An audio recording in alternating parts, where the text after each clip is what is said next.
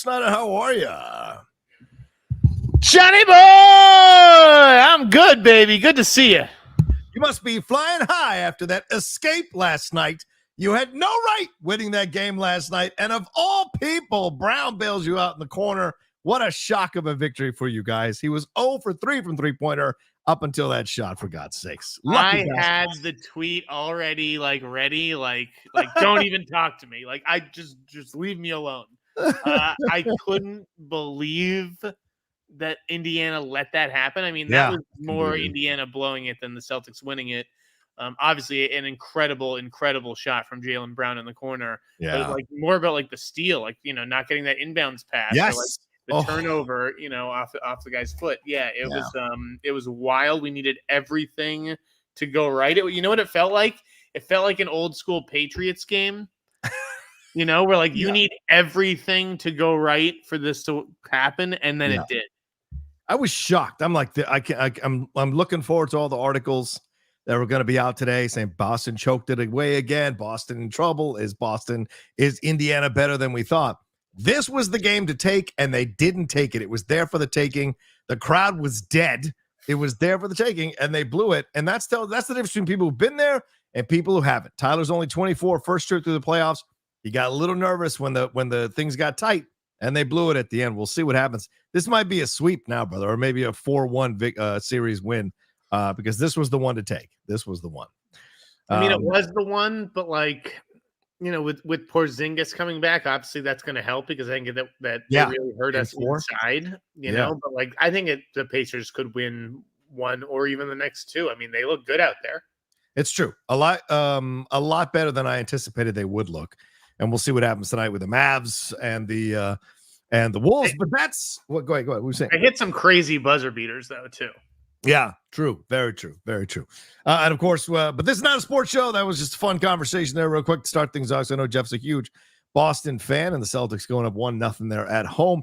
But we are here to talk about the world of entertainment, and talk about things that are going on in the world of entertainment. We got so much to get into with some Marvel, big Marvel updates as well. We got some news going on here with Scarlett Johansson and AI. We got a Furiosa review, Glen Powell stuff to talk about, Adam Wingard stuff to talk about, Jurassic World stuff. There's just so much we got to get into here. So thank you all for joining us live on this impromptu time, this scheduled time, rather than change one day early. We appreciate it. Please remember, send in your Streamlabs and Super Chats right now as we go along. It's right above Jeff's head. It's in the description of the video as well. All right, Jeff, shall we jump in? Let's not waste any time, right, brother? Let's fucking do this. Let's do it. All right. Well, the big news broke this morning that that Marvel has tapped the Vision series to go for 2026 with Picard Season 3's Terry Matalas on board here to do the show. So this is we'd heard that there was a talk of a Vision series. Now, Jeff, this is official here with Paul Bettany, of course, leading the way as the synthezoid here. And this is, of course, picking up after the events of WandaVision, where essentially there were two visions, and one vision was put away by Wanda at the end because, he had to go. But the memories of that vision was put into this white vision, and he took off. A lot of rumors about where this is going to lead to, West Coast Avengers, what have you. But are you, we're going to get to the announcement of what Marvel is doing. But what are your thoughts are on this situation here, that we're getting a Vision series, Paul Bettany coming back in the Marvel, and this is going to be one of their first greenlit TV shows after all these announcements. Your thoughts? I got to say, I was surprised. Yeah. Because I swear, the info, the last update that I'd gotten on that was that it may not happen because Jack Schaefer wanted a break from the MCU. Yeah, because Jack Schaefer was originally going to do this one, right, but then moved over to do Agatha all along, or did Agatha all along, and was possibly going to move into this one, but like you said, wanted a break from the MCU. Yeah, correct? I didn't know if they were going to wait for her or what. Yeah, but I think Terry Matalas is a really good hire. The response to his Trek stuff has been really good. Yeah. And, the way that it was described to me was they're listen, they're not going to spend $150 million anymore on a character like Moon Knight or Ironheart that the audience doesn't know yet. Oh, interesting. Okay. So don't expect a lot of characters necessarily be broken on television. Yeah. Yeah, it's like if they're gonna spend 150 million, they want it to be a character who the audience is knows and is familiar with, and Vision fits the bill there, especially if Bettany is down to come back and return. Yeah. Oh, why wouldn't he be? I mean, it's a great role. There's now places for him to go with this idea of a new Vision with memories from another Vision put inside him. Will this bring back the relationship with him and Scarlett Johansson, Scarlet Witch? I don't know. A lot of questions, but it could open the door to a whole new exploration of Vision in this. From the comics, this Vision becomes a part of West Coast Avengers. Will that be where Jeremy Renner comes back as Hawkeye with Kate Bishop handling things on the East Coast? Will he handle things on the West Coast and other people coming in?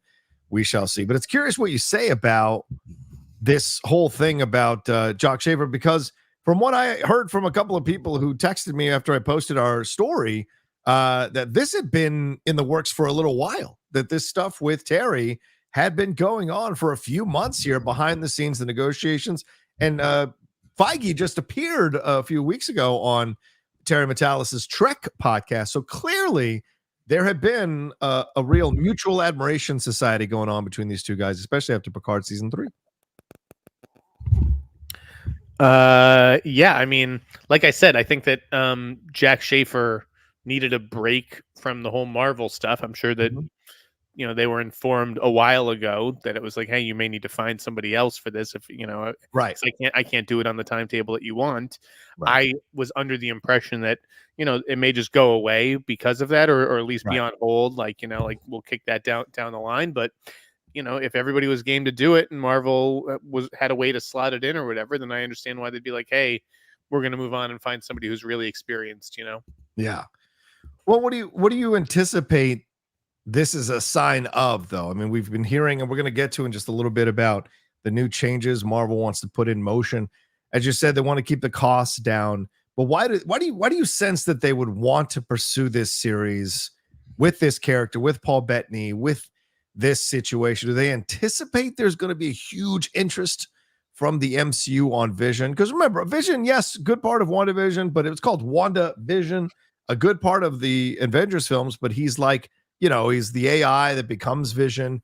Do you think there's enough interest to walk this path with Vision?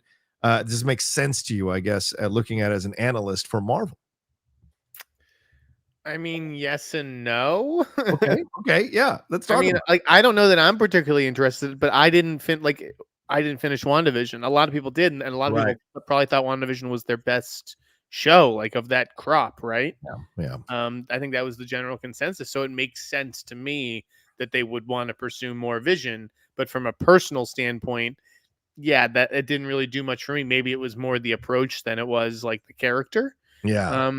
The character doesn't do much for me. I don't think people are like walking around out here being like, oh man, like it would be so cool if there was a Vision series. I'm sure that, but it's like, you're not going to get a lot of the guys back from the MCU to do a show. Right. True. Very true. So yeah, I think your options are limited. Yeah. And I wonder too, I mean, like, this is a character that is a synthezoid, computer generated AI, all this kind of stuff. I wonder if they sense maybe there's some real rich territory to explore what's going on now as we're transitioning as a society much more into the AI type of thing. Maybe they feel there's more material. For sure. There could be that. I'm just like, you look at like what's happened to this franchise. Obviously, like Chadwick tragically passed. Jeremy Renner nearly died in a horrible accident. Ant-Man's last movie kind of bombed. Thor's last movie kind of bombed. Yeah.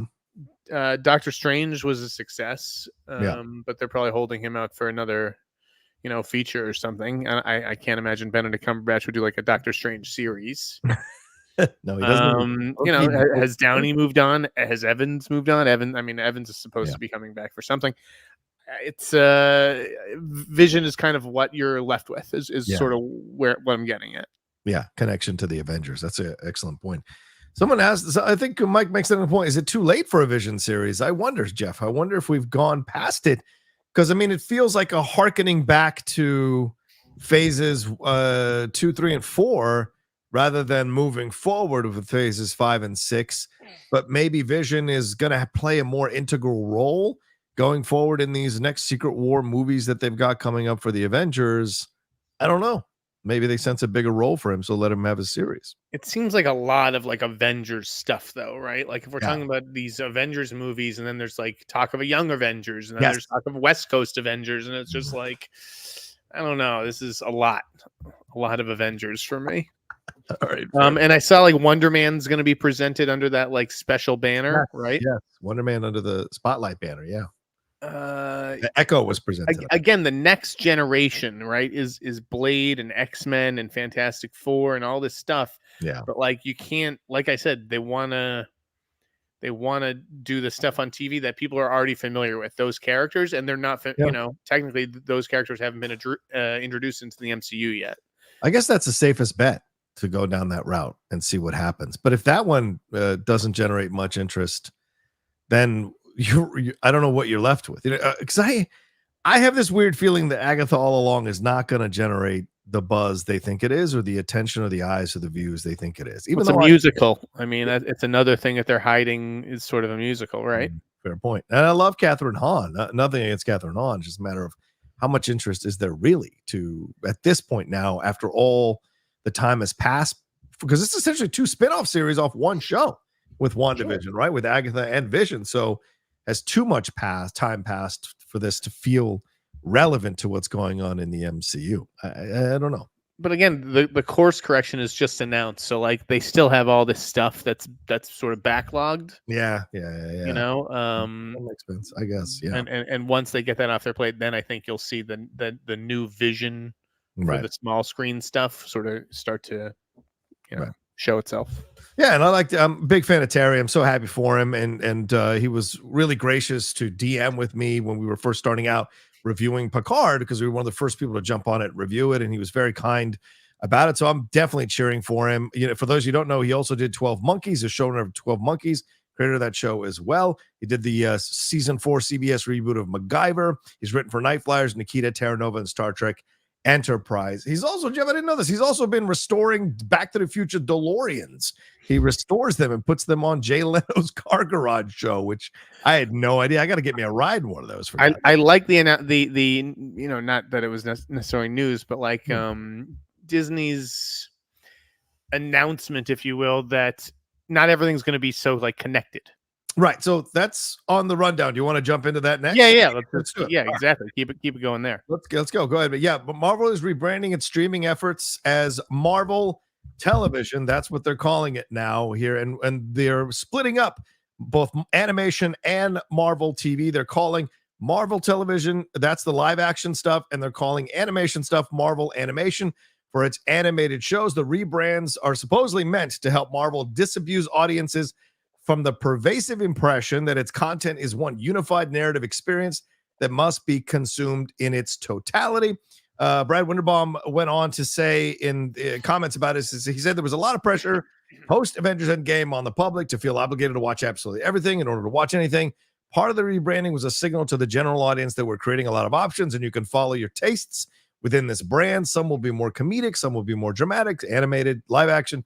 Marvel is more than just one thing. It is actually many different genres that just happen to coexist in a single narrative. And of course, this was noted by people at Disney's upfront presentation when they saw the new logos to represent this. So, Jeff, and they're going to keep the spotlight, as you said, Wonder Man coming out on the spotlight. So now we have 3 separate divisions along with this. So 4 with the theatrical division being a part of this. And now they're saying, yes, I know we told you had to watch all 46 things, but now you can just jump in whenever you want, catch up, have fun, and keep watching. I tweeted this and I said, this feels like an ex telling you that you don't have to hang out with his friends anymore if you don't want to, as long as you come back and you're together with him. So this seems odd to me, Jeff. What did you think of this? I think it was inevitable. It's like, how do you get new fans when they have to watch 50 movies and 20 TV shows in order to get caught up with the storyline? Like, what? I mean, okay. It was a turnoff, man. It's a turnoff. It's an ick. So I think that Marvel is seeing the error of its ways and seeing that these shows have to be able to to exist in a vacuum. Uh-huh. Well, I don't understand this. And I'm going to tell you why. Because just 2 years ago, or 3 years ago, we were lauding Marvel for pulling off this amazing miracle of an interconnected universe and all 25 films lining up to lead us to this the Infinity War and Endgame. And now we're saying, oh, you know what? Thanks, but now we're just going to toss everything up in the air and pick up where you can jump in whenever you want. It's no big deal. And I think this is more like a surface change, because these things are going to be interconnected, Jeff. It's not like they're not going to be interconnected. They're just going to make the previously on or behind the scenes or whatever longer. There's a way to make them interconnected and still invite people inside, where, like, as opposed to it just being closed off. And like, this is only for people who have been watching. I think you just have to balance that a bit better. Okay. All right. I just think it's weird, and it makes them a victim of their own success. Why do we? They are punish people. They are victims of their own success, because when you're that successful, then people keep expecting those results. Why isn't every movie a $1 billion movie? Oh, they made only 500 million on this movie. It's a failure. Right. I mean, everything is obviously relative to its own budget. Right. But naturally, these movies are compared to each other because it's the natural comparison. Yeah. When you're looking at the trend is downward. And that's, across the board for, all movies and, after the pandemic and things. Again, I don't believe my father's returned to the movie theater since the pandemic. Mm-hmm. And he used to go, plenty. So I don't know what it is, if it's really people. I mean, Stephanie's home with COVID right now. Oh, so it's still like out there. Yeah, sure. I don't know if it's actually preventing people from going, but across the board, box office is down. Right, box office. But this applies to animation and to TV. They're essentially saying you don't have to watch any of the TV shows or the animated shows to enjoy the theatrical features. That's what I'm getting from this announcement, that you can just jump in where you like and you'll catch up or whatever. To me, I don't understand what is so confusing. How can I say this? If these were good shows and good movies, then it wouldn't be an issue, right, Jeff? Because the only reason this is happening is because there's been a law of diminishing quality in these projects that have come out TV-wise and theatrical-wise, and that's been the reason behind all of this, is that people are like, well, I don't want to watch this show because I heard it's not good, so I'm not going to watch it. But then I can't watch this movie because I didn't watch the show, but I don't want to watch the show, it's terrible, so therefore I don't want to watch the movie. So is this their way of kind of circumventing that? I'm confused. That was a lot. you lost. That was a real logic twister. But fine. Even I know not real money. No, I'm just saying. Look, I know what you're getting at. Yes, if everything was good, this wouldn't be happening. Is what I'm saying. Right, of course, and that's what I'm saying. That whether it's Marvel specifically or just across the board, things are down. Interest is down, and so is the way to get it back up. To make things less interconnected and more standalone. Yeah. And make the TV shows more of like side stories that aren't necessarily integral to the theatrical universe. Right. So how are they going to solve the problem when these characters pop up in theatrical movies? And we were about to get Secret Wars, Jeff. There's a fuck ton of characters in Secret Wars. How are we going to be connected to these characters if we're being told we don't have to watch this stuff, but then they pop up in the theatrical film we're watching? Audiences get confused. When a movie isn't a TV show, when we sit down to a movie, most times all the characters are new. And so, when you're saying, why don't we, how would we care about these people if we're not watching these shows? Well, it's just like a new character in a movie. We have to either come to, care about them in the movie or not. All right, but the character won't be introduced as a new character in the movie, because they'll have all known this character, right? Or no? Are you saying every new character new to us? Yeah, I mean, it's still whether the character or not. That in every movie, a character is supposed to go on, their own individual separate journey or something. Supposed to. Do you believe him, Brad Winderbaum, when he says that this was like 2 years, that they, as of 2 years ago, they were adopting to this process, that this wasn't Iger all of a sudden coming in and changing and course correcting, that they've been working on this for a couple of years now because they sensed that there was a disinterest from the public?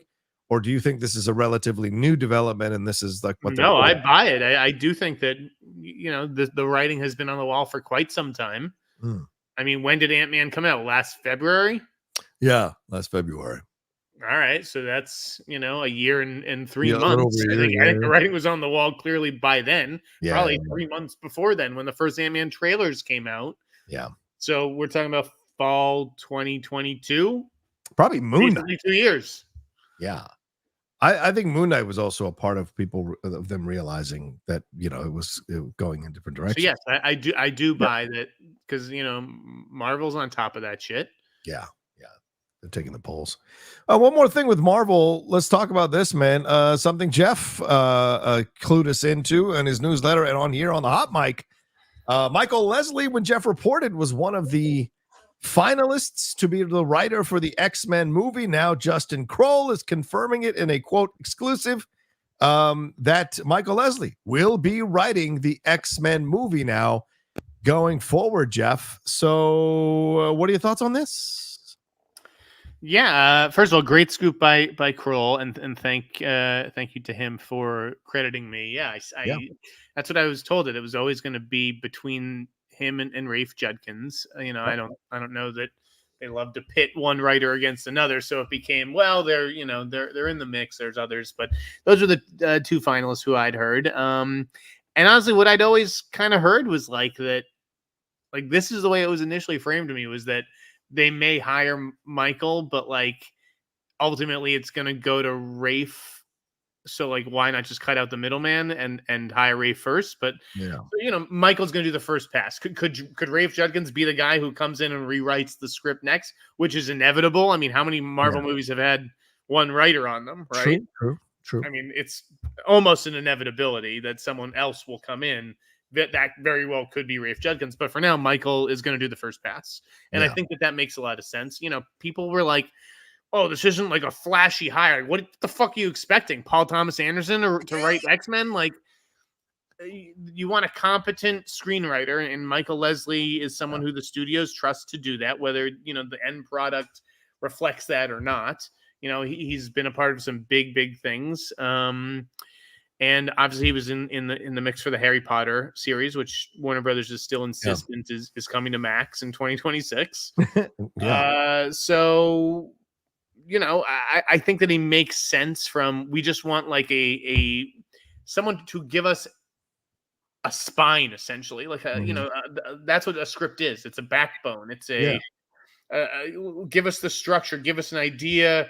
Give us an idea of the characters, and then we can always give it to somebody else to flesh out and do it our way after. But yeah, totally think it makes sense. It's an interesting choice. We talked about it on the show a couple of weeks ago. He has, of course, the Hunger Games Ballad of Songbirds and Snakes as his most recent calling card, but there was also that Little Drummer Girl series, which I thought was a hell of a good watch. He wrote 4 episodes there. The Assassin's Creed screenplay, the less said the better, but his Macbeth adaptation I thought was fantastic with Michael Fassbender. I didn't see any of the other ones that he's written, but he has a Hamlet adaptation in post-production. Dude, that Macbeth movie was horrible. Yeah, you're insane. You know what you're talking for you. Please, I don't need to hear your opinions on Shakespeare. Cut it. I got an A in that's like my best class in college. I got an A in Shakespeare. I aced that shit. It's because you were sleeping with a teacher. And I like and I liked Macbeth. Macbeth's one of my favorites. I did not care for that adaptation. You're insane. Now You See Me 3. He's also working on on bringing that back as well. So clearly a screenwriter in demand. A lot of connections to Fassbender, and he's about to write an X-Men movie. I don't know. I'm just throwing it out there. Maybe there's something here in the connection, but I see why people have an issue with this. I think that's crazy. First of all the people to bring back, why Fassbender? Is he a box office draw? Is he a particularly beloved movie star? He was great. No. He was great as Magneto. He was very, very good. But no, you have to move on. You have to reboot. You have to have no association with any of those movies at all whatsoever. You say this as we're about to see Hugh Jackman as Wolverine again. That's great. I'm talking about something that is 2-3 years down the line with X-Men the movie or whatever. Okay. And again, has to be all new. Cannot have anything to do with the past. If they do, big mistake. Big mistake. Huge Mistake. Do it at your peril. You might be right. I mean, we'll see, but I don't know. Just throwing it out there. But it's an interesting choice. Now, does this mean Coogler? No chance Coogler directs this now with a different writer. Why?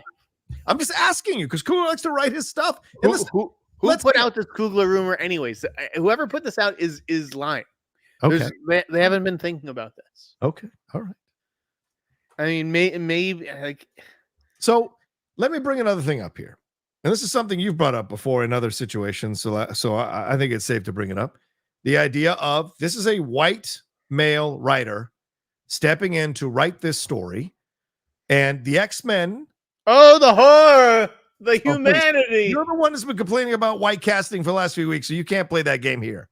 The idea of a white male stepping in, and you've got, the basis for a lot of the X-Men was the civil rights stuff that was going on in the 1960s. Now, lately, a lot of the LGBTQ plus community has embraced the X-Men, has represented that. Certainly, we saw that with Morph being trans in the recent X-Men 97 animated series. So this is an interesting choice in the path they're walking with this guy. That being said, Ballad of Songbirds and Snakes got a lot of great reviews. A lot of people enjoyed that movie. So maybe they see something in this guy. Would you sleep better if we knew Michael Lesslie was LGBTQ? Well, I sleep better regardless because this kind of stuff doesn't affect me anymore. But okay. Yeah, but I mean, and when I'm talking about casting, okay, like that's something that a visual representation that the audience is seeing on screen. The audience has already hightailed it out of the fucking theater by the time Michael Leslie's name comes up on the screen. Right, but they've heard his words and they've heard his understanding. And I bring this up because Falcon and Winter Soldier was such a letdown in dealing with race and the things they brought up. They didn't go deep enough, and it was frustrating. And so my concern— That's what you wanted from Falcon and Winter Soldier. It's not do the right thing. It's not that what I wanted. It's what they presented and then didn't explore it other than surface Lifetime approach. Don't bring it up if you're not going to explore it. Don't. And so with this kind of thing, I think it's the same situation. Like, okay, is he going to be able to capture what the issue is here with this situation of mutants, which has always represented this idea of being othered, being different, whether it's a skin color, your race, your gender, your sexual orientation. That is a huge foundational piece of the X-Men. So I'm just bringing that up as a conversation. If you want to dismiss it out of hand, feel free. I think that there are other ways that white men can feel othered, not that you need someone to feel who is othered in real life to write the screenplay of a bunch of othered characters. Okay. I mean, again, it's called imagination, folks. Yeah. And none of these writers are mutants either. Should we try to find a mutant to write it to make it more authentic? Let's see. I mean, come on. It's not like it's an explicitly black film or anything like that. X-Men. It's I mean, this isn't like it's Black Panther. No one said it's a black film. I'm saying to you what its basis and foundation and creation was, which has been there from the beginning. And all I'm saying is this is an interesting choice. When was that? The 50s? Like, yeah, when it was created. Yes. And it's always symbolized the world has changed in 70 years. I don't know. We still have racism. 75 million people want to vote for someone who's saying racist shit. Like, what are you talking about? What's changed? What the fuck has changed? I mean, we just had this guy on TV yesterday saying this judge is an immigrant. He can't possibly judge. He's not real American. What? Nothing has changed. Listen. Politics to me is just bonkers. That's why I don't pay attention. I agree with you. I just don't agree that things have changed that much. So, Oh man. Anyway, yes, you're right. A white guy created X-Men, sure, but it was based in the foundation of what was going in the civil rights movement. And then over the last couple of decades, it's been very much about the LGBTQ plus movement and the othering Okay, going on. but what did Iger say? What did Iger say? Where he's like, you know what? These are not message movies, That's what he said. Which right? is Like, ironic just as like well. tell a fucking good story and Sure. and entertain some people. That's- Have their minds. Taking off their problems for a couple of hours. I don't need to be bombarded by this is actually a commentary on a social commentary on race and class. We just had the most woke, commentary laden, political and social wise show in X-Men 97 that was a massive. I didn't watch it. Yeah, I'm glad you didn't watch it. A lot of other people did. Millions of other people did. And it was a massively well-received show. It shut the anti-wokers up. It was that good. And that's hard to do. So, like, this idea that, we don't want to do this is nonsense. What its truth is we want to, if you're going to do it, we want you to do it well. And I think that's it at the end of the day. And it was written by a black gay writer. Just throwing it out there. All right. Anyway, no, it didn't bomb, you moron. All right, let's take a break. And then we'll jump into other things. We wish Michael Lesslie the best. We'll see what the end result's going to be and who's going to direct this thing down the road. Because I imagine that's next, Jeff, right? But the director will be next, and then the cast, right? Is that that's how movies work, John? Yeah. Well, sometimes it's the cast, then the director. I don't know. I'm teasing you. Say like Jurassic World, it's been the cast and the director have been waiting around. All right, let's take a quick break, and on the other side, we'll talk some more stuff here. Keep sending in your Streamlabs and super chats. We'll answer them as we go along here on the channel. We'll be right back right after this. Yeah, I'm just putting that up now. I'm just going to put this vision thing up, and then we'll jump into some other things. All right, Jeff, let's move into some other stuff here. Let's talk about Adam Wingard. He is leaving the Godzilla franchise here, the legendary Godzilla franchise. He directed the last two of Legendary's hit Monsterverse movies here. Godzilla X Kong New Empire has grossed full $564 million worldwide since its March 29th domestic opening. It's the highest grossing one of all the installments, which is a very hard thing to do this deep into a franchise. He has directed the last two of them, but he also talked about a project he was working on called Onslaught during the press junkets for this stuff. And A24 has picked it up, and that's where he's moving towards. Legendary had already hired Shang-Chi and the Legend of the Ten Rings writer Dave Callahan to begin penning the script on a new installment in this franchise. And so clearly the timing didn't work out for Wingard to come back. Do you believe that's what happened here? Or is there trouble behind the scenes in Wingard and them just kind of split amicably and let it go? What happened here? I do believe it was amicable. I don't think that there's any trouble behind the scenes here. I think Adam probably just realized, like, hey, man, these movies did what I needed them to do for my career. They proved that I can handle like a big FX-driven blockbuster and deliver the biggest results that the Monsterverse has had on I think the smallest budget. I'm not 100% sure whether it was the lowest budget, but certainly one of the lower ones. It was 135 million, whereas I think some of the other ones were 150, 175. So, and that's probably goes back to his horror roots. Like, he is able to bring things in on a budget. Yeah. So I think that for him, it was like, okay, what else could these movies possibly do for my career? Okay. Not a whole lot. I want to do this movie Onslaught and go back to my sort of genre roots with Simon and work with A24, which I don't think that he's done before. Okay. And A24 is making bigger and bigger things, so I think he's going to have a nice budget for that. Yeah, his first genre movie with a real budget. Yeah, I mean, maybe Death Note had a bit of a budget, but Death Note wasn't very good. No, it wasn't very good. Yeah. This is I'm sad to see him go because I really enjoyed this last one. Are you insane? I had such a good time. I have the popcorn bucket right there. It was a blast. He understood what he was doing. He understood what he was creating, and I had a great time in the theater. Do I think Brian Tyree Henry has no business being in these movies? Yes, he's way above these movies. But I thought Rebecca Hall and Dan Stevens understood the assignment. I thought Stevens is good, and if they keep him around, like, that'll be, I guess, Wingard's legacy. Well, on these. that's the next question I have, because you asked me about these movies. What happens now? Do you think Dave Callahan comes in and changes the idea here that we're not going to get an underworld? Are we not going to get these, a bunch of King Kong gorillas rather living underneath the earth? Is the I think you continue it. I think you absolutely just Wingard laid out the tracks. Yeah. And you just follow the tracks. And if that means, and if dude, Rebecca Hall, get her out of here. She's not, she's a good actress, but like, she's not fun. That's fair. She's not fun at all. Like these movies are supposed to be fun. She's a serious actress. Yeah, I agree with you. The bad lead in these movies. Yeah. Sorry, Rebecca. And Stevens, that's the kind of energy that these movies need. So I hope that they do keep him around. Yeah. If Wingard isn't, taking him. Not that Godzilla is going to be shooting anytime soon, obviously. Right. But Wingard's going to be shooting Onslaught in the fall. Wouldn't shock me if he brought Dan along for the ride. Yeah. But like Wingard is such a good genre director. Like it just never made sense to me that he would like waste his career making these fucking Godzilla movies. Yeah, I get it. And he made The Paper, great. And now he should just like go back to like, I don't know, like sometimes you're just like gifted at a certain thing and there's no shame in that.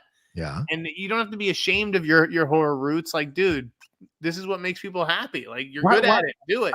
I feel like you're taking personal offense here that you want him to come back and do horror. And it's like, let the man make money. That's what he wants. I mean, yeah, I get it. And obviously you have to. Like, those movies aren't paying the bills. No. I understand that. But now that the bills are paid and should be paid for quite a while, can we get back to doing what you're good at and what we all love you to do? Well, I mean, I'm sure he's going to do smaller stuff in horror films possibly, but dude, I mean, if I'm Marvel and I want to do another Doctor Strange movie and I want to go the horror route like Scott Derrickson had initially presented in the first one, Adam Wingard is someone I would love to have a conversation with and see if he'd be interested in coming and directing because of what you said. He's got experience now with these Godzilla films, directing big budget tentpole franchise pictures. And if he's got a horror sensibility, it's a nice combo for something like Doctor Strange, or maybe even down the road Sons of Anarchy or other things that are horror based. I think he's a great call for Marvel. I think DC would be crazy not to hire him on 100%. Like like he definitely seems like up Gunn's alley. I mean, his Hellblazer, I think would be super interesting to see Adam Wingard's version of Hellblazer. That would be stellar. I don't even know what Hellblazer is, to be honest. Oh, it's Constantine, the Keanu Reeves one. Okay, yeah, that's what I thought you were getting at. Yeah, like I think that he is. I would have put him on that Spider-Man 4 list if he was available. I think that Onslaught's probably going to take him out of the running for that. But like, he is a guy who I think Marvel could turn to. I also think he could make those genre pictures at just like a larger scale. I'm not saying he has to go back to making like $5 million indie movies. Right. Yeah, I just I'm glad he came to his senses and he's out of there. And now it's someone else's turn, to pay their dues. Yeah, for sure. Well, I'm just glad he was able to do two of them. And they were fun to watch. They weren't great, obviously not great movies, but they were fun as hell to watch. Let's move to the Jeff Sneider portion of the show. Jeff, you want to talk about Con? What's going on at Con or Cannes, however people want to say it? Big festival happening. Some of people I know, Landon Johnson is out there for the first time. Some of the people I know are celebrating being there at Con. You wanted to talk about the vibe and the energy going on at this film festival.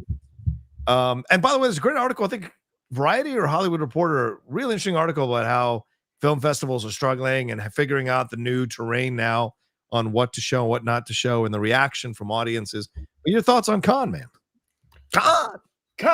It's a Cannes. It's a Con. Who knows what the fuck it's called? There's a whole bunch of movies I just wanted to make mention of. I don't know how much you'd read about them. Please go. I mean, starting with The Apprentice, the Trump movie. Yes. Yes. Did you read the story about Dan Sneider? Yes, of course. As someone who is a charter member of I Hate exactly. Dan Sneider, it was great. Give it to me. Oh my God, I love that he's pissed. I love that he got duped. I love that he's a moron. He looks like a fool for having invested in this movie. And now, I mean, that shows you how stupid this fool was and how he doesn't do his due diligence. Because an intelligent person investing money in a movie wants to see the script, wants to check in and see what's going on, and doesn't just go and give them the money and then later complaining, oh, this is not the movie I signed up for. You're making fun of my billionaire friend. We should ask him to invest in this podcast. Yeah. Dan, come invest in this podcast. I'm still going to criticize you, but at least you'll know what you're getting when you invest. So yeah, absolutely. It was pretty wild. Like who thinks in their right mind that like Sebastian Stan and Jeremy Strong of all people, sign on to a movie that is pro-Trump? Like, is Daniel Snyder stupid? Yes, very much so. We share the same last name, but it is spelled differently. It is, and that's the difference. So anyways, it is getting good reviews, and Sebastian Stan said to be really good. I mean, there's a very controversial rape scene apparently between Donald and Ivana. Oh, really? Oh, I didn't know that. Ooh, yes. Okay. And Jeremy Strong is said to be terrific as Roy Cohn. No surprise. So thought that was interesting. Have you seen these reviews for Anora? No. What is Anora? That's Sean Baker's new movie, the director of like the Florida Project, right? Tangerine. I think he's a really wonderful filmmaker, and these reviews have been ecstatic. Really, they're saying Mikey Madison is just like a Star is Born moment for her. Wow. Okay. She was in Once Upon a Time in Hollywood. She's one of the killers. Yeah. Yeah. Okay. There's The Substance from my girl Coralie Fargeet. Okay. Who did Revenge from 2017, which I thought was amazing. Mm-hmm. And it's like, I mean, I don't know if that movie's going to win the Palme d'Or or what. It's one of the movies that has been tipped to do so. Right. Like, if that is the case, I'm telling you, 7 years ago, I would say, forget every director you can think of. Yeah. The people I would put my money on were Julia Ducournau and Coralie Fargeet. And Julia already won the Palme d'Or for Titane. And now Coralie could win for the Substance. Well, this one's getting all the attention recently because of the whole Demi Moore frontal nudity thing. I like the logline of this movie. You know, it's almost like Death Becomes Her, but from a serious aspect to a degree, and with a little mocking humor attached to it as well. But like this idea that she is an older woman who has an exercise show and she's about to get moved out, discovers this thing where she could be reborn as a younger version of herself, right. but every night has to switch positions. So this idea of like who's going to take over, you know, it's fascinating, man. So it's a curious premise. I can't wait to see that one. The Shrouds is getting kind of mixed reviews. I feel like that's the Cronenberg movie, which is like about a company that basically puts a camera in your loved one's coffin, and so you can watch them decompose in real time and like spend more time with them, oddly enough. It's like a commentary on grief. Mm-hmm. There's the Jacques Audiard movie Amelia Perez with Zoe Saldana, and it's like a trans cartel. It's like a cartel boss who undergoes a sex reassignment surgery, I think.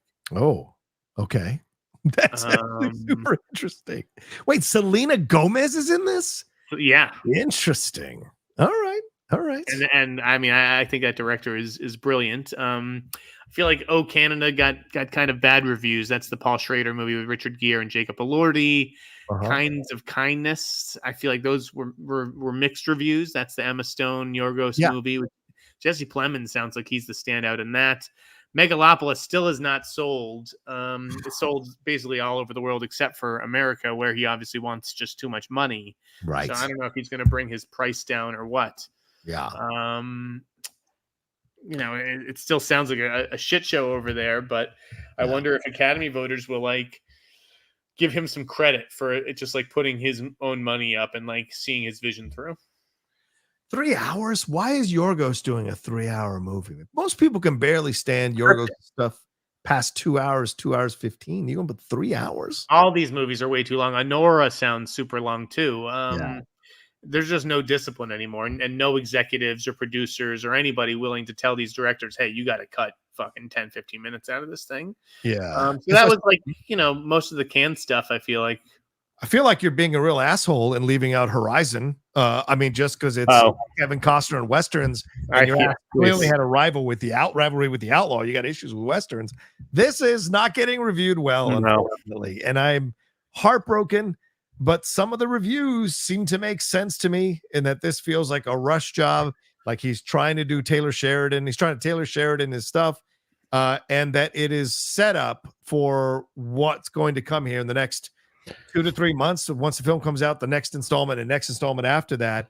Costner got a 10-minute standing ovation, was crying about it, which I'm sure none of that matters. Yeah, but yeah, exactly, the reviews were so I think only The Telegraph gave it a decent review that I saw, but everyone else pretty much skewered it as like, is there kind of flat. Yeah. Is there a problem in criticism though, where everyone is just like putting their executive hat on? Like, I'm an industry reporter, and I feel like have to approach the news and sometimes reviews like almost from the point of view of an executive sometimes. But like these critics these days were like, well, this should have been a TV show. It's like, okay, well, it's not. It's a movie, so review it as a movie. Who gives a fuck what you thought it should be or shouldn't be?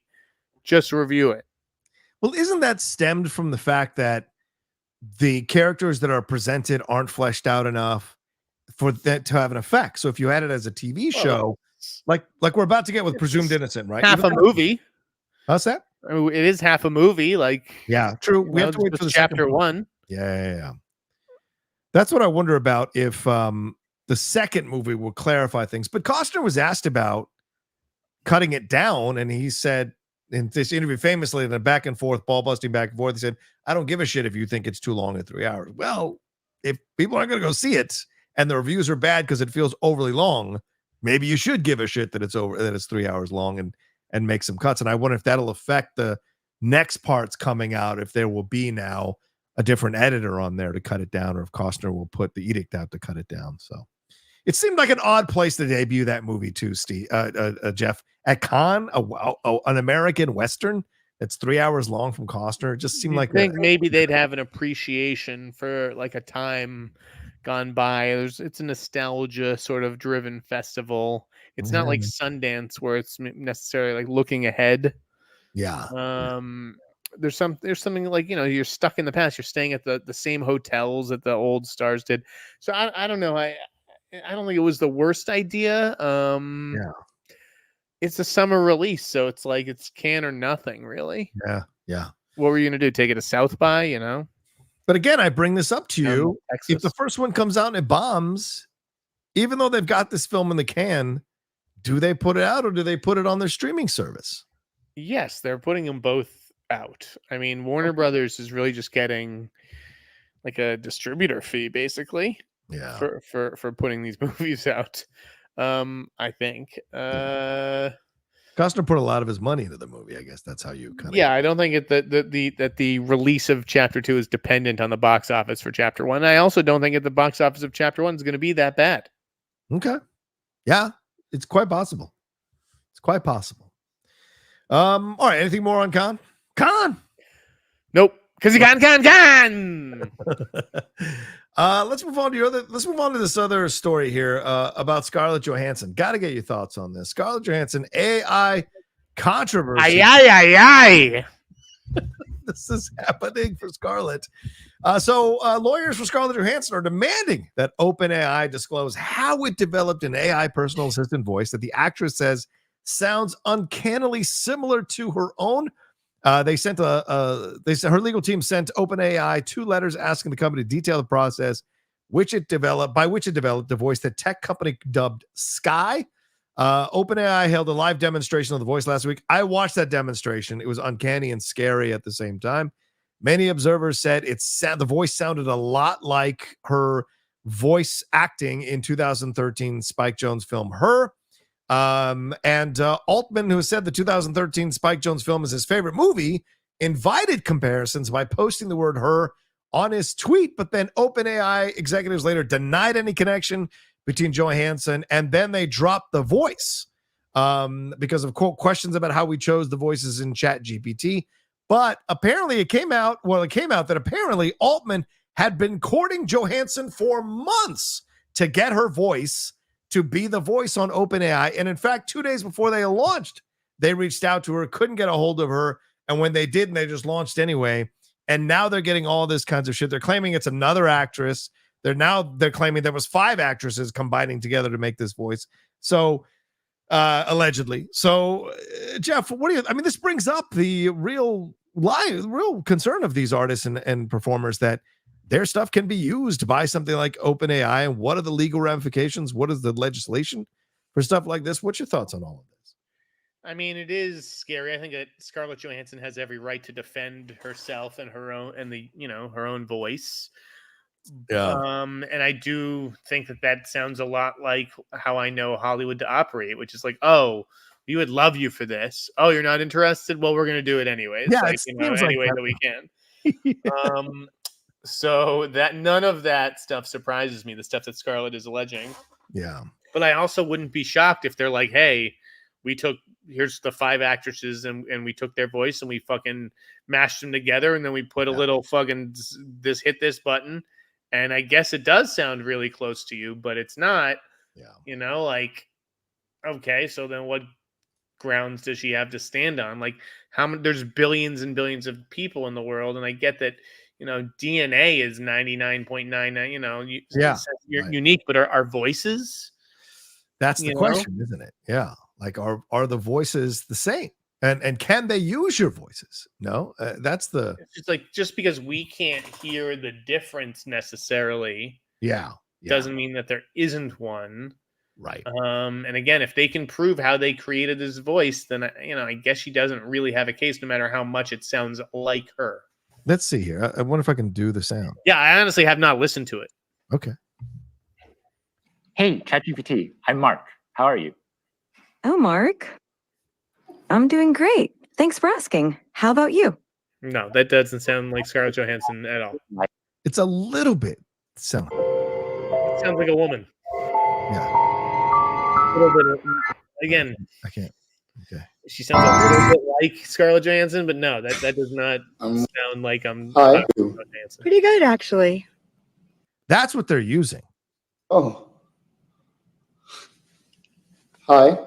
Hi. How you doing? I'm well. It certainly sounds like. So then Warner Brothers has a case because they're ripping off the voice. I mean, her voice must have been put through something for her. Yeah. But that doesn't make it her voice. You know what I mean? Yeah. You guys, people are commenting. It doesn't sound like her. You're thinking of Scarlett Johansson's regular voice. She clearly augmented her voice, or as Jeff said, they possibly ran her voice through some filtering, technological filtering that they can do, obviously, to make her voice sound a little higher pitched and have a little more edges to it. So there's a possibility. So I do think it sounds very, very similar, and she might have a case, but proving it would be almost impossible. I mean, it's like, how many fucking comedians make a living impersonating people and doing voices? I mean, yeah, good point. Is it that different? Like, what if it was a comedian just doing an impression? Like, yeah.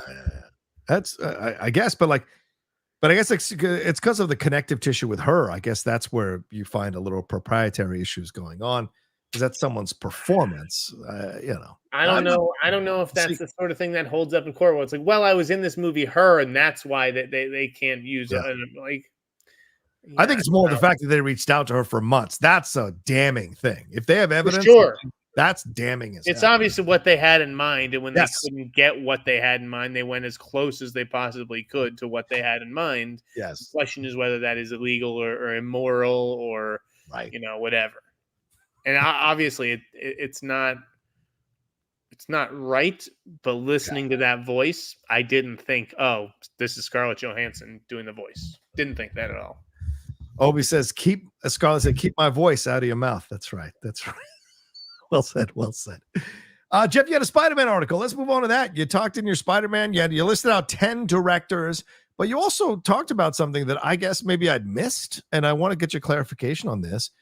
At the top of and this is on your newsletter, which you guys can go subscribe at www.theinsnyder.com.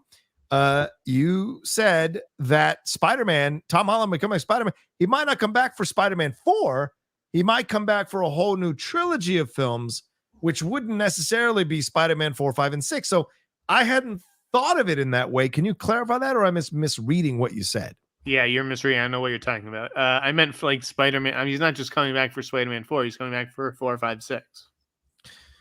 I'm gonna bring up your newsletter because I have it. I subscribe to it. Well, maybe you said I hear Tom Holland may not be coming back, but rather a whole. Okay, so what you're saying is he's not just coming back for 4. He's coming back for 4, 5, and 6. Maybe I should have used the word just or something like that. Yeah, but I think, but maybe I got confused. So it's all. Yes, he'd be back for 4, 5, and 6. There'd be a whole new trilogy. Now, Amy Pascal has already been talking about that for years. Yes. Right. But I also think it was like, then there was a question. Well, they don't have him under contract. Is Tom Holland going to sign for Spider-Man 4? Well, he's got to see a script first before he signs. Right. Right. So it was like, well, wait, is there, do they have a new trilogy, or is it like wait and see with Spider-Man 4? Right. And that's what I gathered was in asking around, like, hey, I know that they're looking for a director for Spider-Man 4 right now.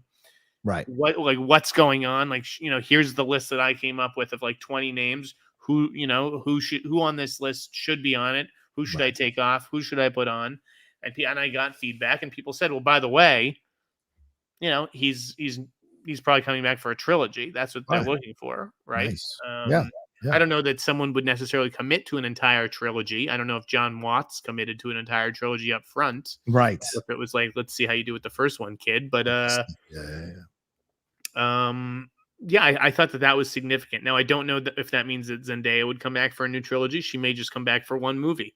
They may kill off Zendaya. I have no idea. I have no idea what the plan is. What was frustrating to me was just like, this was very obviously my list.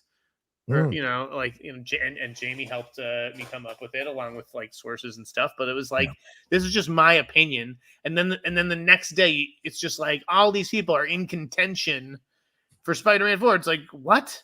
Like, this is not Marvel's list. Like, they don't even, what? I even said in the story that Marvel's going back to square one.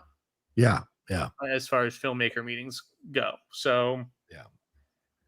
Interesting. All right. Well, I encourage people to go read the article. It's a good article. I'm not sure if I like all 10 of the choices for Jeff. Maybe I should give me who you like and who you don't like. I should have done a separate video on my channel breaking down your 10 choices and what I liked and what I didn't like. It's a good idea for me. Who made sense and who didn't make sense? Bailey and Goldstein makes all the sense in the world. I love them as number one, although neither one of their films has really performed well, even though they've been received well critically by the audiences that have seen them. Didn't they performed okay? Okay, yeah. Honor Among Thieves, though, Dungeons and Dragons did not do so well. So unfortunately, Dungeons and Dragons was never going to do well because it's fucking Dungeons and Dragons. You said that. I did say that. I definitely said it. David Leitch, I don't like him in the second spot. I would have put him much, much farther down because of what we saw with some of the, for me, the third act issues in Fall Guy. So I don't know. I put him up there. I get it, but it's almost like he's too close to that one because with all like the stuntman shit. I think that there's a lot to like there. And again, this guy's red hot. Like he makes, he's not red hot after Fall Guy maybe, but like as far as action goes, he brings a certain style. Yeah. You know what I mean? And if you can't get the John Wick guys or like, not that Michael Bay would necessarily do it, but like, you want someone, I don't know. No, I hear you. Yeah.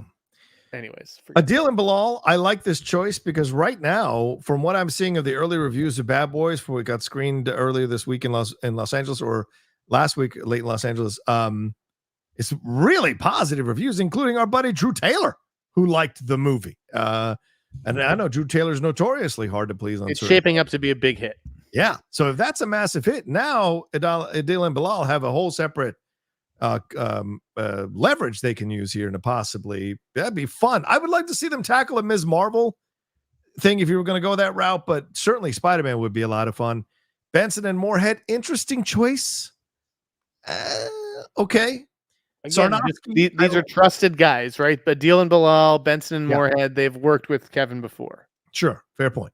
Sarnowski, love this idea. Of course, with Quiet Place Day One looks fantastic. Haven't read any early reviews on it, but certainly it looks great. Ilya Nashuler, I'm not as familiar with, although I liked Nobody, even though that didn't do well at the box office either. I thought Odenkirk did a great job in that role, and I thought the film itself was a shit ton of fun. I didn't see Hardcore Henry, but that could be an interesting choice, Ilya. William Eubank, don't know too well, so I can't comment on that one. Jewel Taylor, though, interesting choice, because Space Jam: A New Legacy and Creed 2, I didn't think they were written that well, and I didn't see they cloned Tyrone, but I heard a lot of people liked it, so interesting choice. Again, it's not so much whether these things are good, it's whether a studio trusted them, right? A studio trusted them with Creed 2. A studio trusted Jewel Taylor with Space Jam. And so... Right, to write, but not to direct. And so I think my point is that. Right. Well, they cloned Tyrone. If you look at those scores, they're very, very high. Yes. I could not stand the movie. Yeah, you didn't. But I put him on because I do think, if you're looking for a young black filmmaker to invest in, why not Jewel Taylor? I mean, he can write and direct. Yeah. So maybe give him an opportunity, because a lot of people did like that Tyrone movie. Who cares if I didn't? Lee Isaac Chung, I think, is a nice choice. I think you're right there to speculate that Twisters is going to let us know for sure where he stands on this list. And then Rose Glass or Celine Song. Celine Song is an interesting choice. I kind of like that as an out-of-the-box choice. So I mean, we've seen that backfire, obviously, with the Chloe Zhao. But that's the other thing. It's like I never would have guessed Chloe Zhao would have gone from The Rider to Eternals. So why are you? I can't just discount. Well, Celine Song doesn't make those kinds of movies. Maybe she does want to. So if Marvel comes calling, it's a hell of a jump. It's a hell of a jump, though. Of course, but so is The Rider to Eternals. True, absolutely. And Celine Song, just like I liked what she did with New York in past lives. Yeah, she made the city sing. That's a great point, Jeff. Yeah. That could be Rose Glass. Did you see Love Lies Bleeding? I have not seen that one yet. No, I'm waiting for it to come on streaming. Yeah, let me know what you think after you see that one. Okay. Yeah, I got a few that popped up on Hulu recently that I know I need to catch up on and watch as well. Well, let's take a quick break, Jeff. We'll jump into two more stories and get to the Streamlabs Super Chat. Send them in, ladies and gentlemen. Send them in so we can get to them. We'll be right back right after this.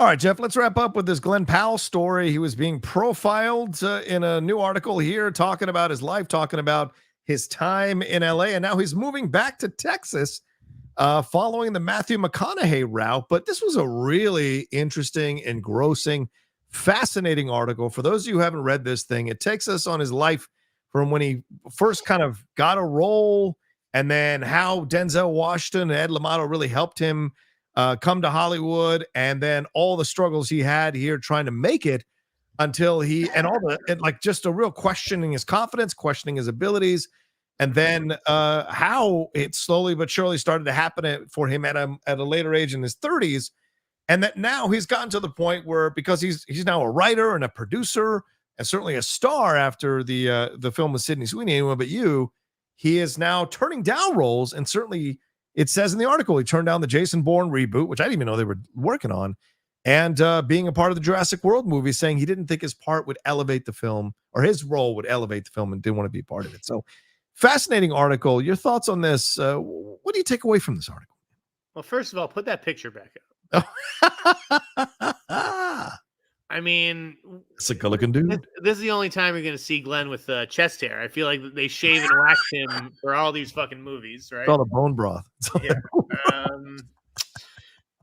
But listen, I'm thrilled. I love Glenn. I think this guy is a huge fucking movie star, and I've thought that for like a decade now.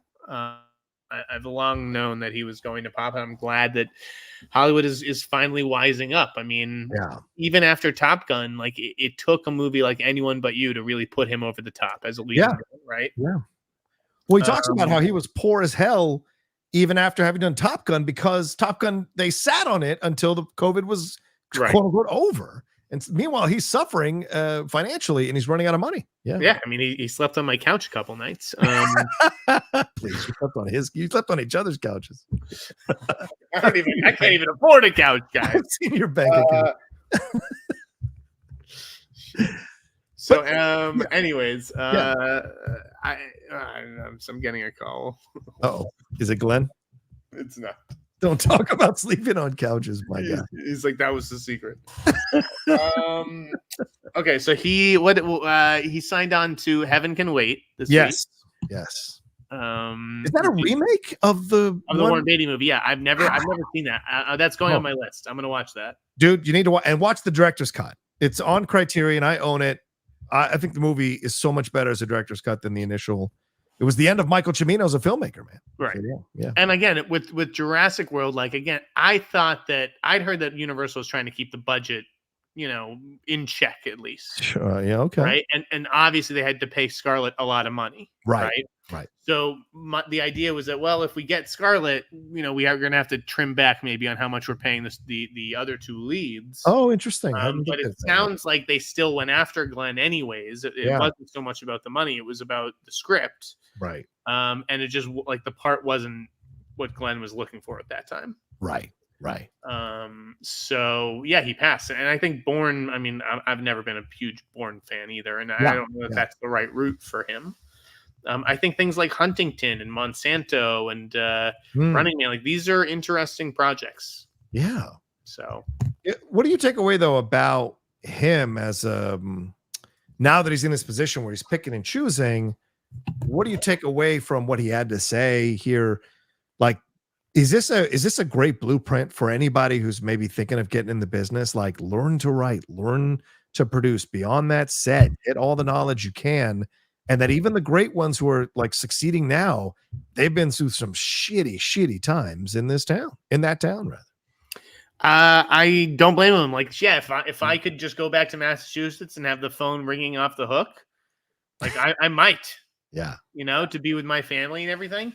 I don't blame him one bit, where it's like, I don't need to live up in the Hollywood Hills anymore. I can come in and rent a hotel room at the Four Seasons anytime I want. Yeah. I can fly first class on the private jet anytime I want, basically.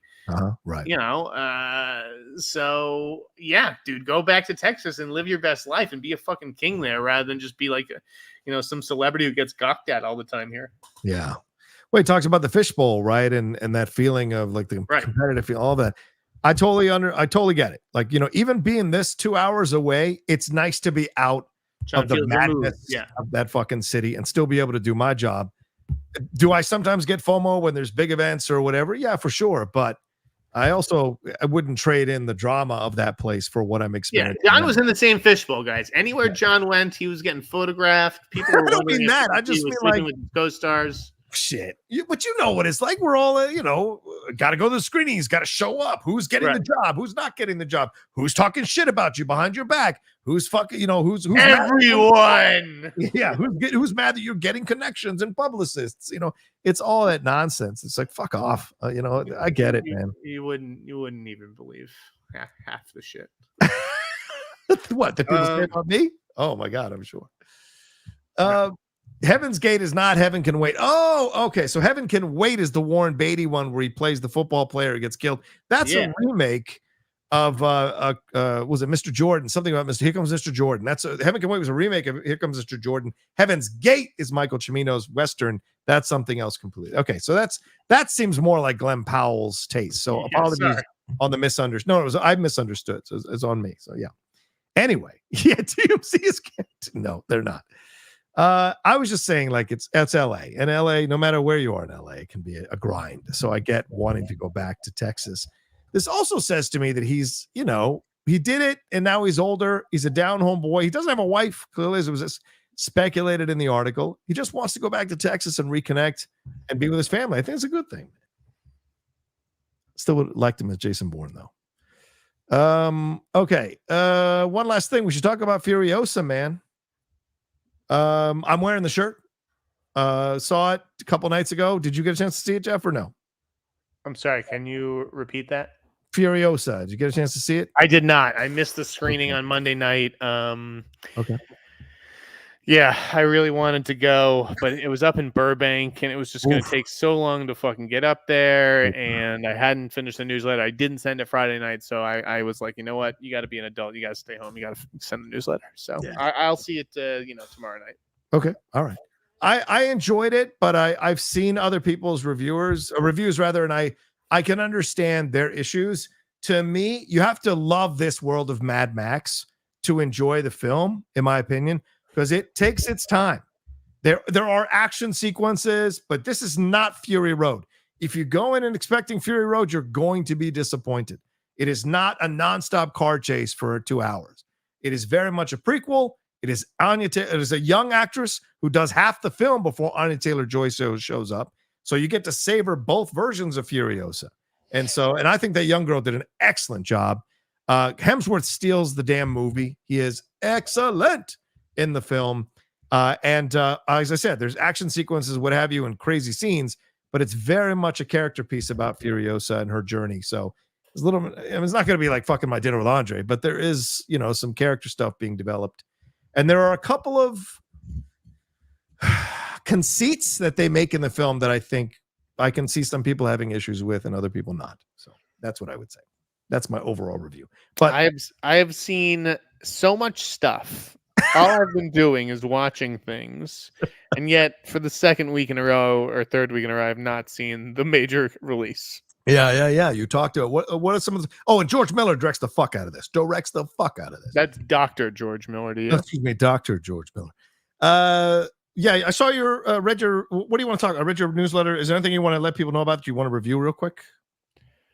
No. Okay.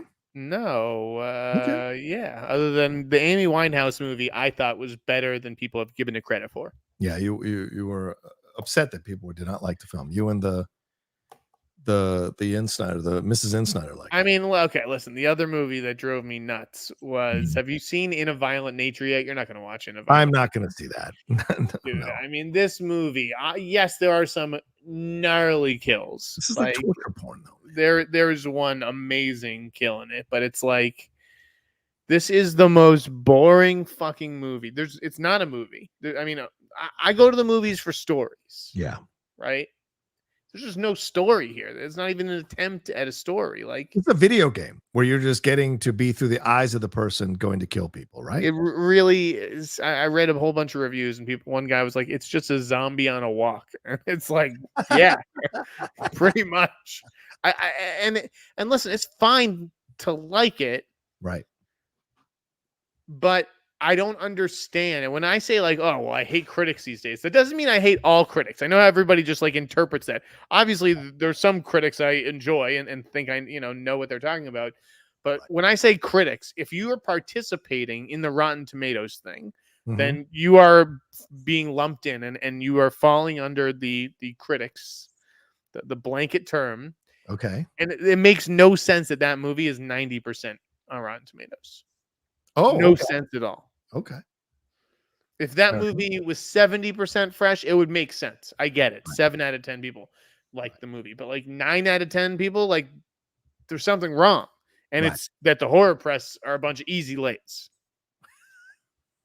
Right. And if they get gore, because that's all they really care about is just gore, then they don't care about a story. Horror to me is about making you feel scared. Yeah. I mean, you can't possibly feel scared watching this movie. Right. The way it's like edited, there's just like no surprise. So to me, it's not a horror movie. It's a gore movie. Explain. It's just gore. I mean, it's just gore. There's no Gotcha. no story. There's no suspense. There's no scare. It's just a gore movie. I saw the TV Glow comes out or is out. Do you recommend that one? Did you see that one? I didn't see that one. Everyone thinks all my negative tweets are about I saw the TV Glow. I did not see I see the TV Glow. I have no opinion of the film yet. Okay. All I know is that my friends went to see it without me, and they said it sucked, and I missed nothing. Babes comes out this weekend. Any thoughts on that one? Thumbs up on Babes. Really liked Babes. Babes is fucking hilarious. Okay. I mean, you're a guy who didn't like Bottoms either, so you liked Babes. Bottoms was horrific. Okay. Babes is way better than Bottoms. And it starts out being hilarious and then it gets more and more emotional. I cried at the end of Babes. Oh, that's great. Okay. I was like crying, laughing in the first 30 minutes and crying real tears at the end. So that makes me even more excited. Thumbs up on Babes. Nice. I like that. All right, let's hit some of these Streamlabs and Superchats, Jeff, before we get on out of here. Darth Vader's burnt asshole. Hey, good to see you. Long-time listener, first-time supercharge in at. Do you think Terry Matalas going to Marvel is the death nail in his Star Trek Legacy show for Paramount? I have no idea. What is his Star Trek Legacy show? It was going to follow up the adventures of the crew that was presented in Star Trek Picard season 3 with Jerry Ryan and possibly the return of a number of the cast members there who were part of the crew. So that was basically what it was going to be. I have no idea what's going on with that. I can't even keep track of all the Trek shows, nor am I interested in keeping track. But no, I don't think it's the death nail. I think that he could be working on that right now. Just because the news of him doing Vision breaks today doesn't mean like tomorrow he's starting work on Vision. Like he may not start work on Vision like for 6 months. I have no idea. But real quick, speaking of Star Trek, Holly Hunter coming aboard for the new show, Starfleet Academy, and then Simon Kinberg in talks possibly to move over and do a Star Trek film. Your thoughts?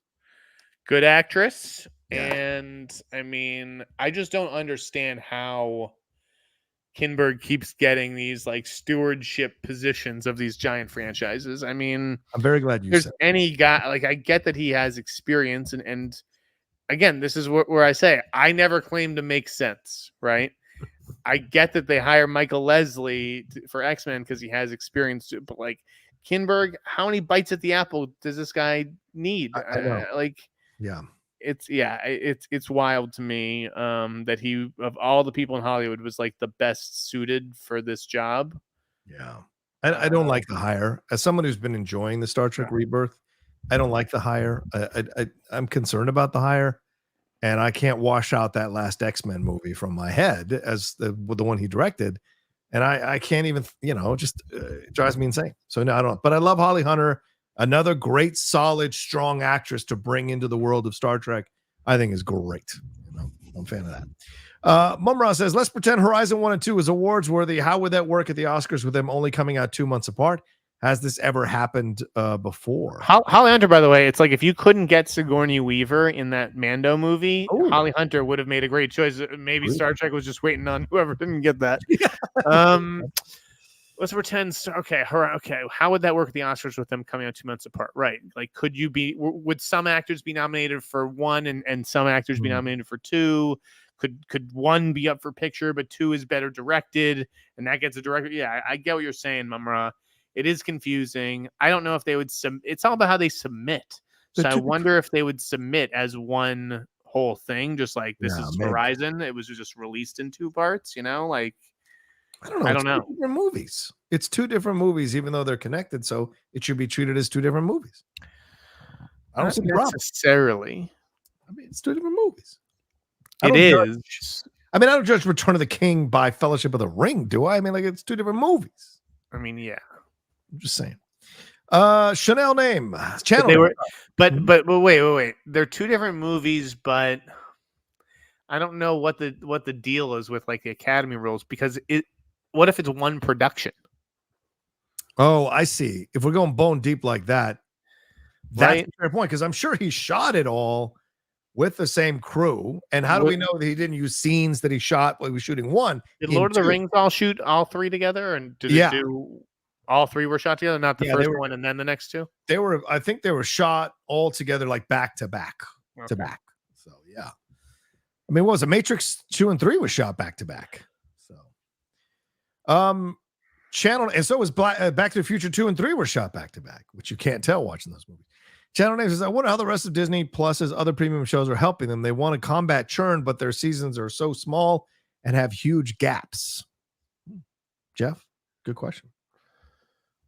I mean, I definitely think that they need to do more outside of Star Trek and Marvel. Like that, you got to do other shit. Yeah. You got to have Mighty Ducks or an equivalent. It doesn't have to be more Mighty Ducks, but do a show like that. You got to have Goosebumps, right? Yeah, right. And if not Goosebumps, do a show like that. Yeah. Percy Jackson. So I do think that they need more other offerings. Yeah. Than the Star Wars and Marvel shows. Well, they tried the National Treasure, right? National, whatever that was, the Nicolas Cage show. They tried the kids version of it, didn't quite work. And But I know you're mad that they canceled. These are just bad choices. I mean, I didn't care about. I mean, and I get that National Treasure is like a huge franchise for Disney, but I don't care. I think this all comes back to the fact they canceled that John Stamos basketball show. You were very upset about that. You wanted more seasons for it. Yeah. Like a show that they should do, which got an announcement recently, but as a movie. Okay. Maze Runner. That's a show. Interesting. Maze Runner should be a show. Okay. Done and done. I like that idea, actually. Let's see. Where was I? Channel name. Okay. DatBoy22 says, with the announcement of the X-Men writer, do you think going forward Marvel will go for safe picks that are proven to work well in the studio system? Yes. I would say yes. Jeff? No, not always. Okay. It depends what it is. I think with X-Men, it's not time to fuck around. Right. It's not time to experiment and like, well, let's just see what Taika Waititi would do with this. Like, no. Like, I think that I actually think with Spider-Man 4, that is an opportunity to step outside the box and do something a little bit different than we've seen from John Watts. Okay. And you don't have to go so conventional with that because it's also like the sequel to No Way Home, and it's probably not going to quite hit No Way Home. Like, there's a lot of goodwill towards Spider-Man and Tom and Zendaya. Like, you can take some chances there, but I wouldn't with X-Men. Okay. It's not the time. All right, you read this next one. John, what have I told you about eating on camera? I'm hungry, man. I know. When you do the show for almost 2 hours, I get it. My brother yelled at me for the other week. I was eating the peanut butter with my pinky. He's like, dude, you look like a fucking coke addict. I'm just like getting this peanut butter all over my gums. I think if you didn't, this is from Alma Poe, wow. I think if you didn't watch Doctor Strange or Ant-Man, Black Panther, or Spider-Man, you could still enjoy Infinity War or Endgame. You just got more out of it if you were invested. That's what's different now. I mean, I think you can't say that. Yeah, obviously you would get more out of it if you watched them than if you didn't. That's that's just logic. But I don't know that you would necessarily enjoy those movies if you had no idea who any of those characters were. Especially Spider-Man. I mean, that's a massive part of Infinity War and Endgame and Doctor Strange. So there's a familiarity with the way they treat the characters in the film that you would have to have watched those movies to get what's happening. And I mean, sorry. In Alma, you can't know that because you didn't watch the film without having watched these films ahead of time. So you can't know objectively that people could just watch Infinity War and Game and enjoy it. So I watched them all, and I watched Infinity War, and I didn't like it anyways. So there you go. It didn't matter. Mr. Poppy says, hire more mutant riders, you cowards. LOL, great show, boys. Yeah. I love it. Channel name says, could a solution to Disney Plus's churn/cost issues be doing more stuff like Doctor Who? Name recognition, but also cheap enough that they can commission 2 seasons and specials up front, so no 1 to 2 year gaps. Maybe, man, but I mean, Doctor Who's numbers have not been great since they've been on Disney, and the criticism that you've seen the anti-woke YouTubers coming after Doctor Who as well for a gay black Doctor Who and all this kind of stuff. So they've been Disney-fying Doctor Who. So it's been a tough road, but the last 2 episodes have been fantastic. It just all depends if they can get the public watching these versions of Doctor Who. You might be right, but right now it's a little bit of stumbling out the starting block. I've never seen 2 minutes of Doctor Who. This is definitely not a Jeff Sneider show. No. No. I love it. Mickey Daw says, any word on Kang casting, Jeff? Anything? I haven't heard anything. Nope. Okay. Mumra says, new Bratz trailer is rad. Brat Pack Doc looks good. Oh, there's a Brat Pack Doc? Ooh, I'm going to take a look at that trailer. I'm going to see that trailer. Did you see the trailer for Presumed Innocent? I know you've watched the show already, I think. So I did watch the trailer. It was a damn good trailer. And I'm embargoed on the show.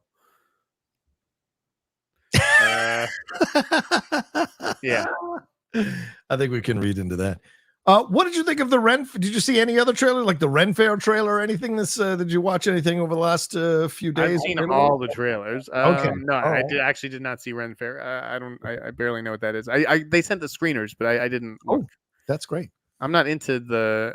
I mean, it's about like Ren fairs or what? Yeah, it is about this reality series about the Ren Fair and this old guy wanting to hand it off to these 3 different people, and they're all at each other's throat about who's going to run it. So Pass. What about Trigger Warning, the Jessica Alba one? Yes, I thought that looked fucking fun as hell.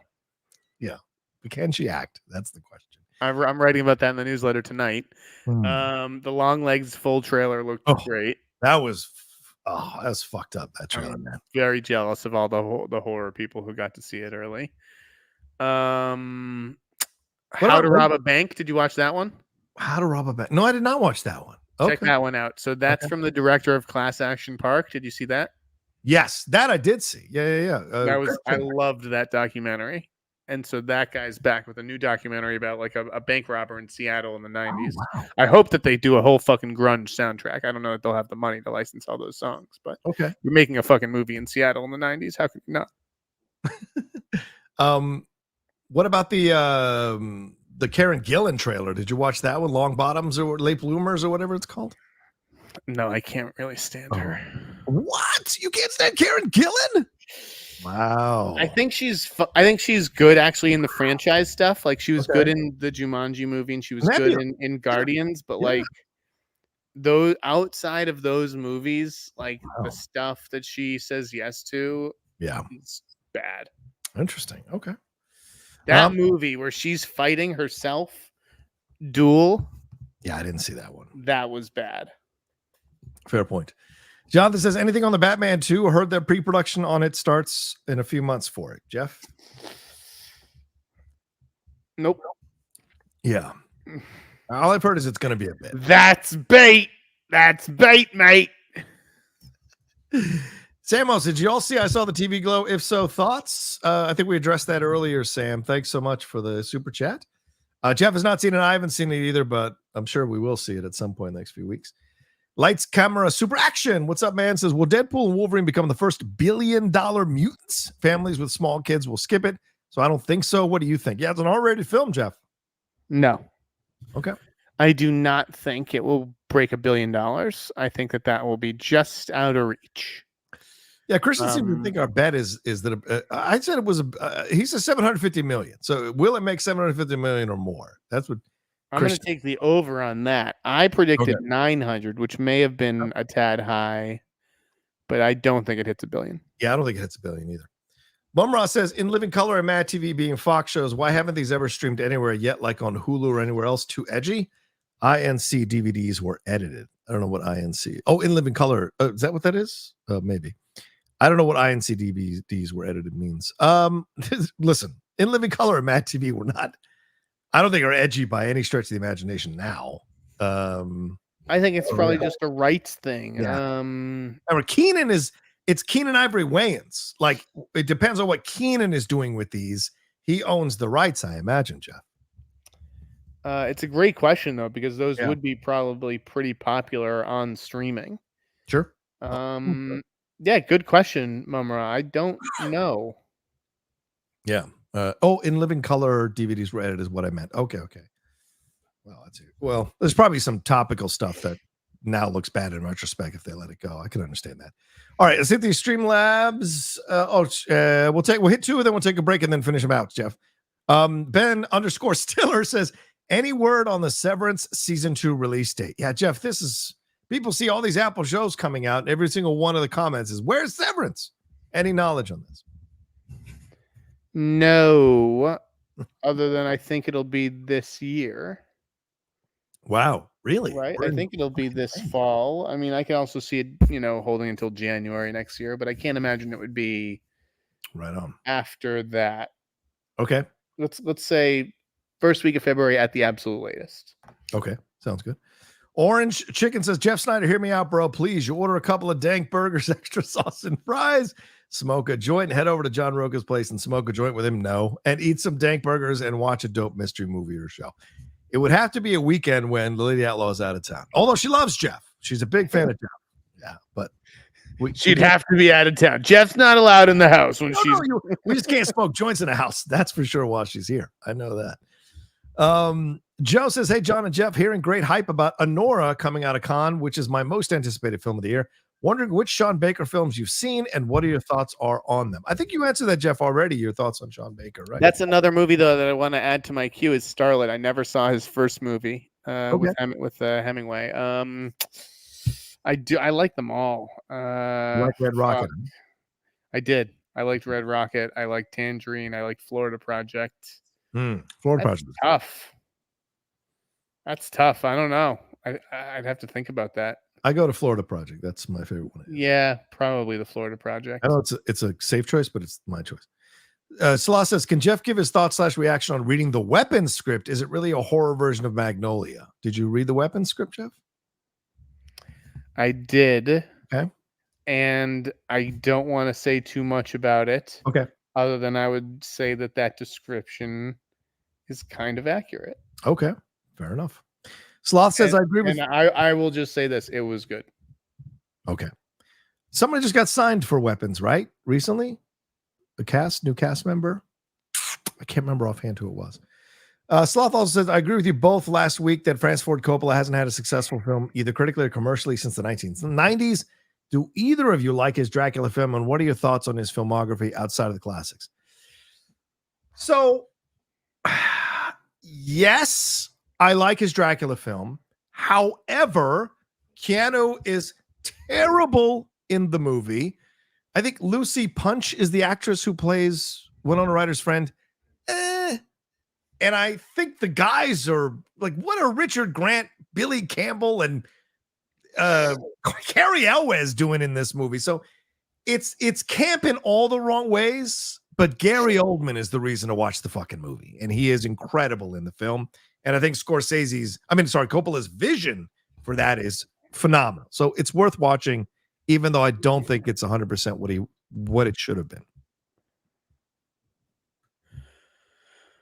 I don't know that I've ever seen Francis Ford Coppola's Dracula in its entirety. Wow. Okay. It would be a nice thing to watch maybe this coming October. Sure. But I'm not the biggest fan, I gotta say. Okay. I like The Godfather and The Godfather 2, but I don't worship them like most people. I like the conversation. I respect the conversation, but it's not like a movie I go back to over and over. I like The Outsiders. Oh yeah, of course. And I obviously Apocalypse Now is really fucking good, but like I always preferred Platoon. I know. I'm a Platoon over Apocalypse Now guy. I know. You're gonna take his son over the father? Are you crazy? You're crazy. I know. All right, let's keep going. Slot said, can Jeff spill the drama on what happened on the set of Exorcist Believer? Ellen Burstyn had health-related issues, and what else? I don't think you can spill the tea right now on that. Do you want to? Okay, all right. JC says, hey, I was reading about the McKay Farrell drama. Do you two think Winning Time would have had more viewers if Will Ferrell played Jerry Buss? Maybe, but I think it would have been miscast. John C. Reilly he was perfect. Yeah, he was perfect as Dr. Buss. Yeah, as good as the Magic and Larry guys were, fucking Chiklis and Riley were incredible as Buss and Red Auerbach. So yeah, I don't think Will Ferrell was the right choice for that. At the end of the day, that's a drama, not a comedy. Yep. And it's just hard to take Will Ferrell seriously as a dramatist. Yeah, I agree. The only thing, Stranger Than Fiction is the closest thing I've ever enjoyed him in drama. Oh, and Everything for Sale, whatever that was called, the one with Rebecca Hall. Okay, Boo says, anything on Captain America Brave New World? Word on it has been silent since Matthew Orton signed on to write for reshoots. Well, it's going to be silent, right? Because they're still reshooting. Jeff, your thoughts? I don't understand what kind of word there needs to be. Yeah, more casting announcements. Like everything's the team's been assembled. They're filming. The next thing you'll get, I mean, there's already a release date. So the next thing you'll get is the trailer or a teaser. Exactly. Let's take a quick break, Jeff, and then we'll jump into the last 10 minutes of the show here with these questions, and we'll be out of here. We'll be right back right after this.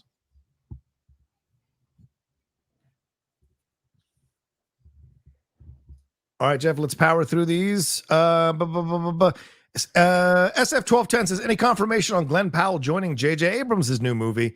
Jeff's initial report was that he is in talks, but his latest interview with THR referenced it as if it was a done deal. Any thoughts on what actress could be cast opposite him in that? Jeff. I'm sorry, I need that one again. Any confirmation on Glen Powell joining J.J. Abrams' new movie? Your initial report was that he was in talks. I think that'll happen. Okay.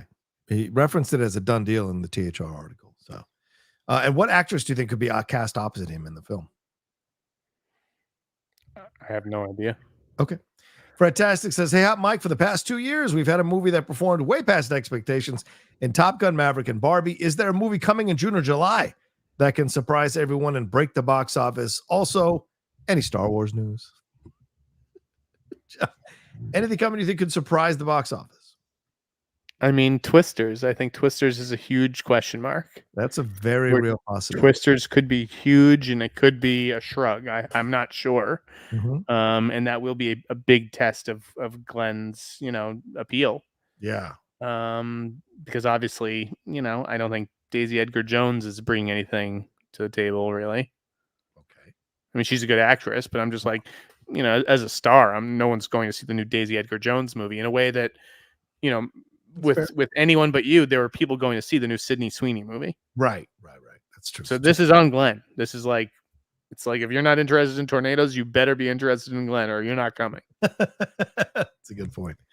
Yeah, I think Bad Boys has a chance. Quiet Place Day 1 has a chance. And I think Despicable Me 4 is probably going to break $1 billion like they normally do anyway.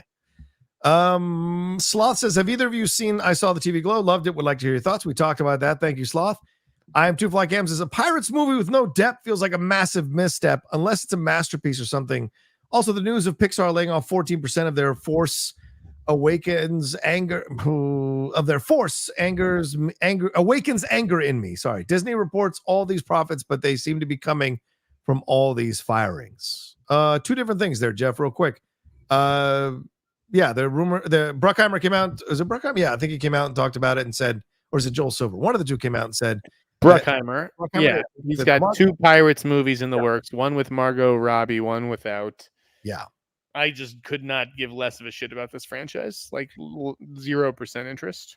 I saw people tweeting that, why can't it just be Will and whatever name it, bring back Keira Knightley, bring back Orlando Bloom. And I'm like, no. I mean, no offense, but go ahead and do that movie and see how it does box office wise. Yeah, are people that invested in those characters? Like, and why was this franchise such a hit? Is it the fact that it was Johnny Depp, right? Or was it like, are people into pirates? Because I'm not aware of like any other pirate themed anything that works. It was Depp, and the fact that they went on without Keira Knightley and Orlando Bloom had made money in numerous installments tells you that it was more than just, it was not those two that people were coming to see. It's absolutely Depp. Whether people want to accept it or not. Is this what we want now? We want to see the next generation of stars, whether that's Glen Powell or Timmy or Tom Holland or fucking Austin Butler. Like, we're going to put one of these guys in fucking pirate costume? Like, what? Really? You want fucking Margot Robbie to play a fucking pirate? I think she's best. I get that this franchise has to continue in some form, but like, and you need like a big star to help do that. But Jesus Christ, like, what is the appeal here? And I've not. There is none. It doesn't matter who they cast. That could be a fun TV show series, as you were talking about. A Pirates of the Caribbean series would be really interesting. I think if they got the right. I think that's a better thing to spend money on. Like, I agree. Yeah. Oh, God. Any thoughts on the 14% at Pixar being laid off? This is just. I mean, a sad day, yeah. But like they're going to be making a little bit less. They're not going to be doing TV shows. They're going to be focusing on features.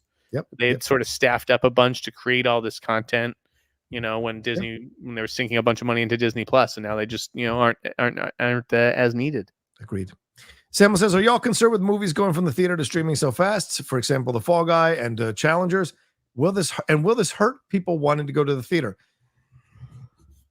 This is a larger conversation that we don't have 30 minutes to discuss, but I do think people are being really simplistic in their analysis of why people aren't going to the theater in droves like before, and why movies aren't making much money. And what It's like, oh no, you're putting it to streaming too fast, or you're overcharging for tickets or the refreshments. Or to me, it's a top-down issue. It's a top-down issue. But your thoughts, Jeff, on this? Yeah, everybody was freaking out, right, about how, oh my god, the Fall Guy, like this movie only dropped 40% last weekend, like it's still making money, like why is it on VOD? It's on VOD after 19 days because it didn't perform as well, you know, as it was expected to. Basically, it didn't hit a certain threshold, right, which is, I think it's a $50 million opening. That's the threshold. If anything opening below 50 million, Universal is able to put it on VOD after 19 days or 17 or 19 days or whatever. And I think that it makes sense. Like, you're going to make probably more money with all the people who stayed home and didn't go see that movie in theaters for whatever reason. They're going to rent it for $20 when it's available on VOD, because there is that PVOD window first. Right. And again, and I see people, oh, this is what's killing the industry. They're and it's like, no, people don't want original movies. You say you want original movies. It is a myriad of factors, and it is not one thing. It is a number of things. You know, you can even go to how much the movies cost. All these things are passed down to theaters. Theaters have to make their money. So yes, they're charging high prices for tickets, charging high prices for refreshments to make their money, because they're not making as much. There's not as much product. People aren't going in the same numbers. So they have to do this. This is the game, you know, business. And people want to see it from this, you know, idealistic utopian point of view. This is fucking business. Right. Fewer people are going to the movies. And so the people that do go get charged more. Yes. Unfortunately, that's the truth. Yeah. All right. One last one here, Jeff. Could be a fun topic for us to discuss in the future, though, for sure. Princess Positive, setting luck for my Wolves versus Mavs. Bring your ass. That's what she says. I can't think of a better super chat to end the show on. Absolutely. Here we go. Wolves, Mavs. I think the Wolves are going to kill the Mavs. I don't think so. What? It's just Irving and Doncic. And you think that defense of the Wolves is going to find a way to short circuit those guys and get them in their heads? I think they will. I'm just saying, man. Dallas has some crafty veterans. Okay. Minnesota may be wiped after that last series. Or more motivated. Who knows? We'll find out. All right. Well, thank you all so much for watching this episode of the Hot Mic. We appreciate it madly. Jeff, another fun show. Thanks so much for doing it. Please let people know where they can find you and subscribe to you. Oh, www.theinsnider.com, baby. Maybe just 3 of those. Maybe just 3 of those W's. Yeah, don't do 5 W's, because that'll take you to a really weird porn site. It really, absolutely. You thought Maxine with 3 X's was bad. And then follow him at the Ian Sneider. You follow me at The Rocha Says on Twitter, Instagram, and TikTok, Yellow Nation on Twitch. Subscribe to the channel down below. Hit that subscribe button, hit that bell button. And look, next week we are probably going to be off. I am out of town next week, so there might not be a Hot Mic, or Jeff will ride solo or bring on somebody, whatever. But I am not going to be in town next week, so we will not have a Hot Mic next week. But after that, we'll be back. I think that there might be a Hot Mic, and maybe I'll just host it with a guest host, Johnny. No, see, I tried to do this, and someone got really upset and mad at me when I tried to do it when he took a week off. But look, when the shoe's on the other foot, he's more than welcome to do it now. Look at him. Yeah, as always. Ain't that perfect? This is why you don't let white men write X-Men, for God's sakes. All right, thanks, everybody. Y'all take care of yourselves. Be well. And we'll talk to you next time with another brand new episode here of the Hot Mic. Peace.